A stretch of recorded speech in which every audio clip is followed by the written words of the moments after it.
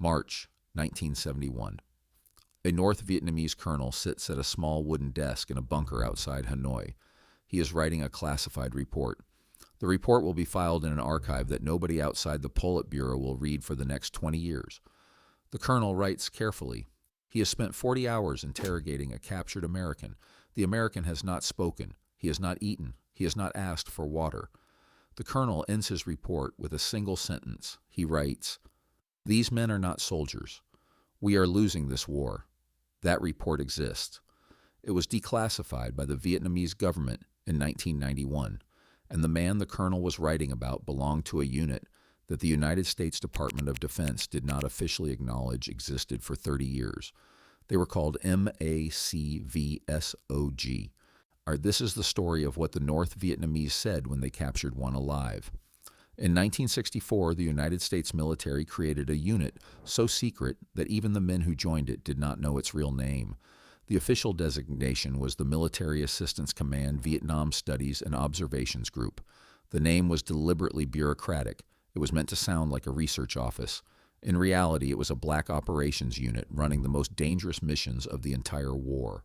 SOG operators crossed borders that did not officially exist.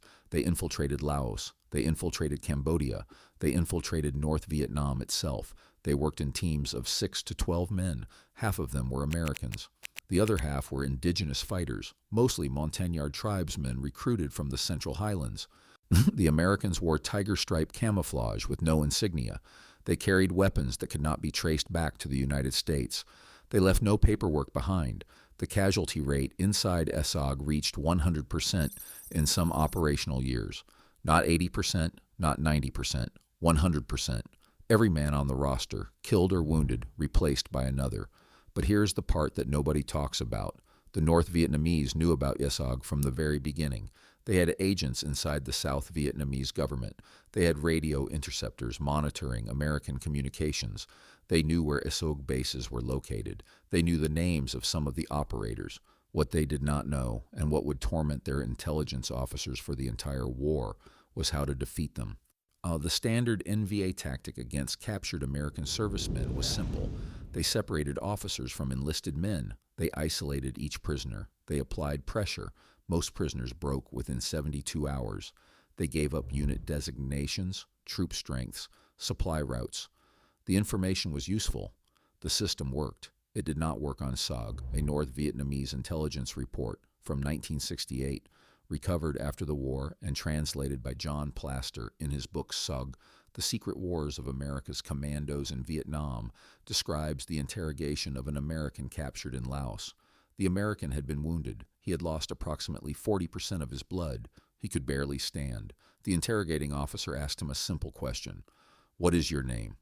The American answered with a sequence of numbers. Service number, rank, or date of birth. Nothing else. The interrogator tried again. He offered medical treatment. The American refused. The interrogator threatened execution. The American did not respond. The interrogator brought in a second prisoner, a captured South Vietnamese soldier, and shot him in the head in front of the American. The American did not flinch. After 36 hours of continuous interrogation, the American collapsed. The NVA medical team revived him. He was interrogated for another 12 hours. He gave them nothing. Eventually, he died from his wounds. The interrogating officer wrote in his report that he had never encountered a prisoner like this man. He recommended that all future SOG captives be killed immediately rather than interrogated. He believed that any attempt at interrogation would damage the morale of his own men. The recommendation was accepted. By 1969, NVA standing orders were that captured SOG operators were to be executed within 24 hours of capture. There would be no exceptions. The reason for this policy was not what most people assume. It was not because SOG operators carried critical intelligence. The Americans knew that. The NVA knew that. Both sides understood that a wounded operator captured in the field was unlikely to know anything of strategic value. The reason for the execution order was psychological. SOG operators broke the rules of war. They did not surrender. They did not negotiate. They did not behave the way captured men were supposed to behave. And every time an NVA soldier saw one, he came back changed. There is a story that comes from a defector named Nguyen Van Tho. When he was a junior officer in the North Vietnamese Army, he defected in 1972. He was debriefed extensively by American intelligence. He told them about a moment in late 1969 when he saw a captured SOG operator brought into a base camp in Cambodia. The American had been shot in the leg. He could not walk. 2 NVA soldiers were dragging him by his arms. As they passed Nguyen Van Tho, the American looked up. He smiled. Nguyen Van Tho said, in his debriefing, that he had been a soldier for 3 years and had seen many captured Americans. They were always afraid. They were always asking questions. They were always trying to negotiate. This American did none of those things. He smiled at his captors. Nguyen Van Tho said that he could not sleep that night. He kept seeing the American's face. He said that was the moment he began to think about defecting. He said that if the Americans had men like that, the war was already lost. The story became famous within American intelligence circles. It was repeated at briefings. It was used in training materials, but it was never released to the public. The American government did not want to draw attention to SOG. They did not want to admit that the unit existed. They certainly did not want to admit that the unit had operated across borders that the United States had publicly promised to respect.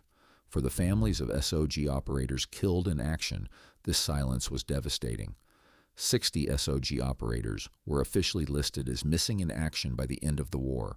Their families were told that they had died in helicopter accidents or training exercises.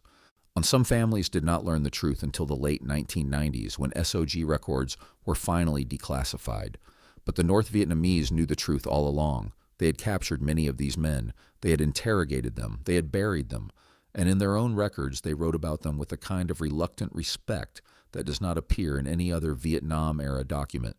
Consider the case of Operation Tailwind. In September 1970, a SOG hatchet force of 16 Americans and 120 Montagnard fighters was inserted by helicopter into Laos. Their mission was to attack a North Vietnamese base camp known to contain a significant cache of intelligence documents. The mission was supposed to take 72 hours. It took 96. The team was attacked by an NVA force estimated at 5,000 soldiers. They fought a continuous running battle through the jungle. By the time they were extracted, every American on the team had been wounded, some multiple times. 49 Americans and Montagnards had been wounded. 0 had been killed. 49 wounded. 0 dead. The NVA after-action report from the same engagement, recovered after the war, estimated American casualties at over 200 dead. The NVA had not been able to confirm a single American body on the battlefield. They assumed the Americans were carrying their dead with them.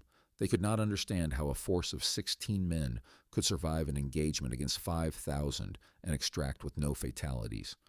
Their report concluded with a recommendation that all future engagements with SOG forces should involve overwhelming air superiority and surrounded blocking positions. The recommendation noted that direct ground engagement with these units, even at 20-to-1 odds, did not produce reliable results. This is the kind of language that should not exist in a North Vietnamese after-action report. The NVA was the army that had defeated the French. They were the army that would, within 5 years, defeat the United States. They did not write reports recommending that their soldiers avoid direct engagement with the enemy, except when the enemy was SOG. So why did SOG work? Why were these specific Americans so different from the rest of the men in Vietnam? Part of the answer is selection. SOG took only volunteers, and only volunteers from existing Special Forces units. The vetting process was brutal. Candidates were interviewed by a board of senior operators. The board was looking for specific psychological traits. They wanted men who could function under conditions that would break ordinary soldiers. They wanted men who did not need approval. They wanted men who could kill without hesitation and then sleep through the night. But selection was only the beginning. The training was unlike anything else in the American military. SOG operators were trained in escape and evasion to a level that would not be matched until the creation of Delta Force in 1977. They were trained to function with no support, no resupply, no rescue. They were trained to assume that capture meant death and to plan accordingly. They carried L-pills, lethal cyanide capsules issued specifically for the purpose of suicide if capture became inevitable. The pills were not standard issue across the American military. They were not even standard issue across the rest of Special Forces. They were specific to SOG. The fact that the Pentagon authorized the issue of cyanide capsules to American servicemen tells you everything you need to know about how SOG operations were viewed at the highest levels of the chain of command. These men were not expected to come home, and many of them did not, but the ones who did, and the ones who fought to the end before they fell, left behind something that the North Vietnamese could not erase. They left behind a legend that lived in the minds of every NVA soldier who had ever encountered them, a legend that, according to multiple defector debriefings, contributed to the collapse of NVA morale in the final years of the war. In 1973, after the Paris Peace Accords, an NVA general named Tran Van Tro wrote a memoir that was later partially published in Hanoi. In the memoir, he wrote about the various American units he had fought against during the war. He praised the Marines for their tenacity. He praised the Army for its firepower. He criticized the Air Force for what he saw as indiscriminate bombing.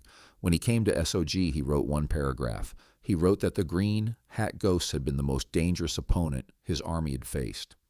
He wrote that they had killed his men in numbers that exceeded the capabilities of any other American unit. He wrote that they had broken the spirits of his soldiers in ways that would take generations to repair. And he ended the paragraph with a sentence that has been quoted in every English language history of MAC v SOG since the memoir was translated. He wrote, "We never found out where they came from. We never found out where they trained. We never found out who they really were. And by the time the war ended, we no longer wanted to know." Now here is what most people miss about this story. The men who served in SOG did not disappear after the war. They came home. They went back to their lives. Some of them returned to the regular Army. Some of them retired. And a handful of them, the most experienced and the most psychologically resilient, were recruited into a new unit that was being formed in 1977 by a colonel named Charles Beckwith. The unit was called Delta Force. It is the most elite tactical unit in the United States military today, and the doctrine it operates under, the selection process it uses, the psychological screening it applies to candidates, all of it traces back directly to MACVSOG. Charlie Beckwith spent his Vietnam tour studying SOG operators. He took notes on their behavior under stress. He documented their selection criteria. He used those documents as the foundation for everything Delta Force became. The 99% failure rate that Delta Force selection produces today is not arbitrary. It is the same failure rate that SOG produced. Beckwith built Delta to filter for the same psychological profile that SOG had identified. The men who pass Delta selection today are, in effect, the descendants of the men whose names appear in those classified North Vietnamese intelligence reports from the late 1960s. The same men, the same minds, the same refusal to break. If you want to see how that lineage continues today, our channel War Code covers Delta Force selection in detail. The video on the 99% failure rate explains exactly why the selection process is what it is. The link is in the description below. But here's the question I want to leave you with. The North Vietnamese colonel who wrote that report in 1971, the one who said we are losing this war, was right. The North Vietnamese eventually won the war on the ground, but they never won the psychological war. They never broke the men of SOG. And the legacy of those men, the unit they built, the doctrine they wrote, the example they set, continues to shape American special operations doctrine more than 50 years later. So who really won? Tell me what you think in the comments below. I read everyone.